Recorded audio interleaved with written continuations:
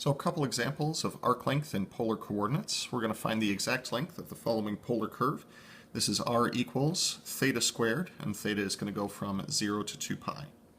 So r equals theta squared is something that is referred to as a polar spiral. It starts at the origin and slowly starts to make its way outward. Now we're only going to be dealing with the portion that goes from theta equals 0 to theta equals pi over 2, so just this little portion that's here in the first quadrant.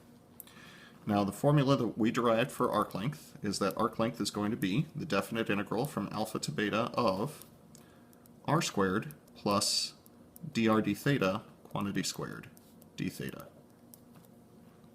So what I'd like to do is actually set up what this is going to look like. We have that r is equal to theta squared, so dr d theta will be the derivative of this with respect to theta. That'll be 2 theta. Then we'll evaluate r squared plus the derivative squared. This will be equal to theta squared plus 2 theta squared, or simply theta to the fourth plus 2 theta squared. Now we are going to perform one additional step of, nope, absolutely not, because when you square a 2 you get a 4. Wow, might have done too many math videos today. Who am I kidding? Too many math videos.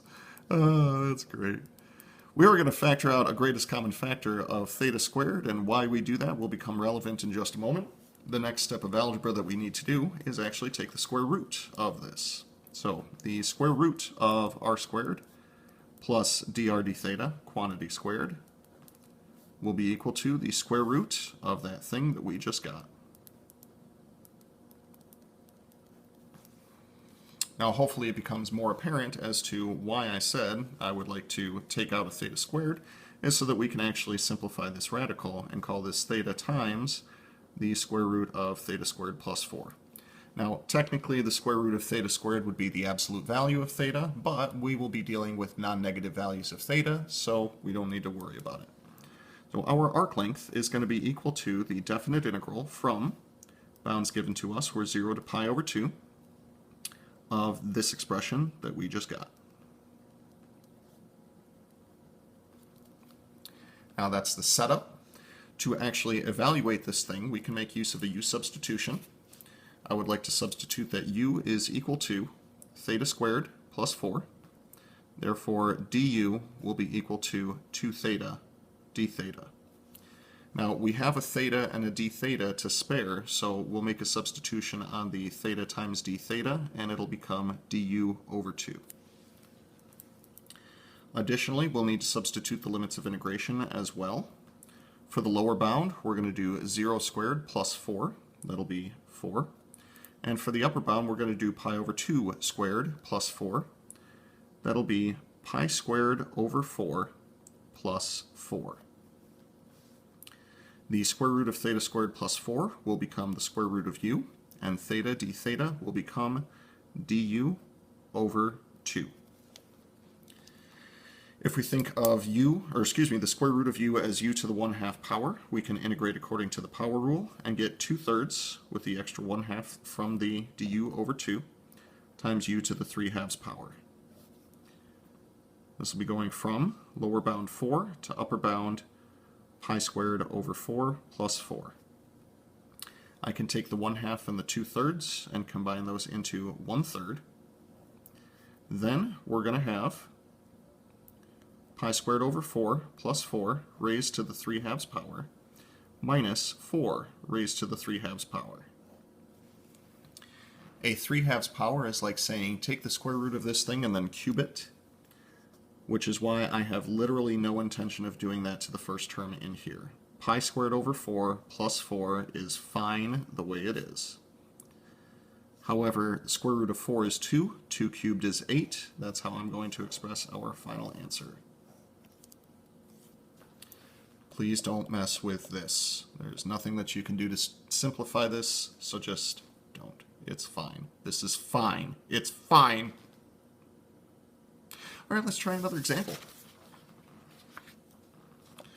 I would like to find the exact length, or perimeter, or circumference as it were, of the cardioid, r is equal to 4 plus 4 times the cosine of theta. Now, we've seen this example a couple times. This is a cardioid that has its extreme point on the positive x-axis. What we're looking for is the length of the entire cardioid. So starting at 0 and going all the way around to 2 pi. I'm actually going to take an alternate approach for this one, and the alternate approach that I'd like to take is I would like to go from 0 to pi, and whatever length I get for that, I'm going to double it. And the symmetry lets us know that that should give us the exact length of the entire thing. So we'll start by setting up the original function and its derivative. Then we'll square them, add them together, take a square root, all the good stuff. So taking a derivative of this, 4 will become 0, 4 cosine theta will become negative 4 times the sine of theta. I'm going to square these two things and add them together.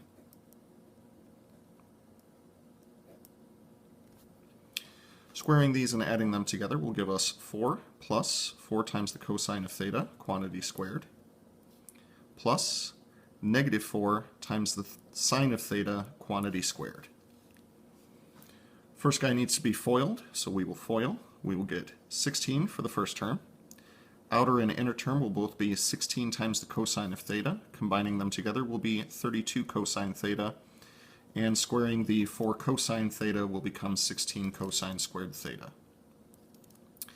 Squaring the negative 4 at sine theta, square of negative 4 would be positive 16, and the square of the sine of theta will be the sine squared of theta. Now, good news is, between these two terms right here, we have a common factor. That common factor is 16. Factoring out the common factor of 16, I hope you will notice an old friend which shows up on so many of these problems. That is the Pythagorean identity. So this part becomes 1. We wind up with 16 times 1, which we can combine with the other 16 and call it 32 plus 32 times the cosine of theta. Now, I have a rather strange manipulation that I'm going to use at this point. You may notice that there is a common factor between these two terms. I'm going to call this a greatest common factor, even though it's not technically the greatest common factor. I'm going to factor out a 64. 64 is exactly double 32. So why on earth am I factoring out a 64?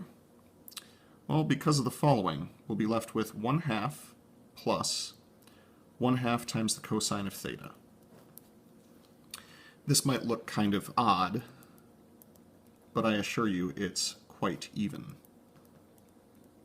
It's a little joke I tell. I don't know whether or not my students crack up because I can't hear you. There was an identity that we've used on a couple of these integrals so far, and it was referred to as the power-reducing identity.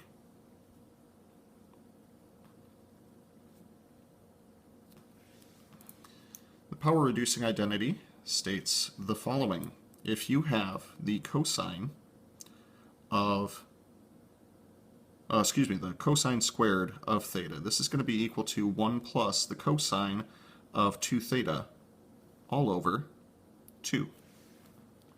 What we have inside this parentheses is very close to what you see on the right-hand side, but this angle should be double whatever this angle is. So if I have 1 plus the cosine of theta divided by 2, then the thing that I actually have here is the cosine squared of theta over 2. This is also known as a half-angle identity.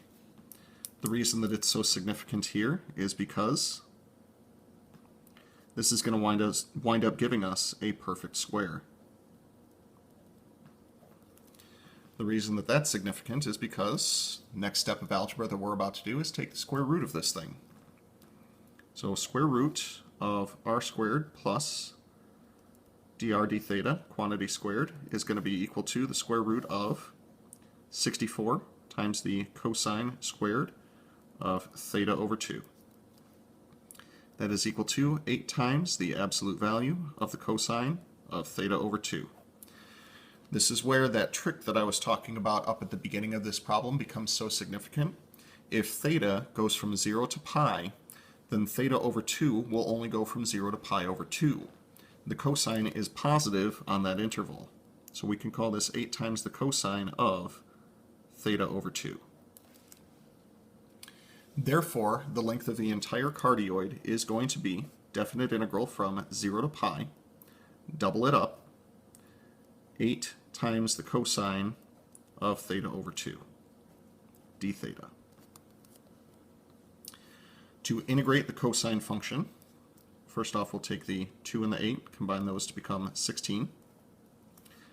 If we were to differentiate this, the derivative says multiply by 1/2 from the chain rule. So to anti-differentiate it, it's going to be divide by 1/2, also known as multiply by 2. So we wind up with 2 times the sine of theta over 2. We can take the 16 and the 2, combine those together to become 32. And then this will be the sine of pi over 2 minus the sine of 0 over 2. Sine of pi over 2 is equal to 1, sine of 0 is equal to 0, therefore the entire circumference or perimeter or arc length of this cardioid is going to be exactly 32 units.